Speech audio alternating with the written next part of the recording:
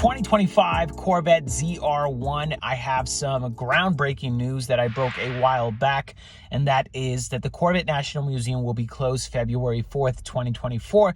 And the reasoning behind that is going to be that they're going to be putting in new tooling for the machines, and more precisely, we are getting a new interior across the board, that being the base C8, the Z06, and of course the upcoming ZR1, which is another reason that they're closing down. There is no date on when it will reopen, but we do know that the new ZR1 LT7 twin turbocharged 900 horsepower Corvette is one of the reasons it is shutting down, as well as the new retooling for the new interior for the C8s across the board, every trim, which honestly, the interior does need a refresh because it feels a little bit dated, at least for a future 2025 model year. So let me know what you all think about it in the comment section down below. Are you excited? Drop your thoughts and or opinions again in the comment section. As for this one, that's it.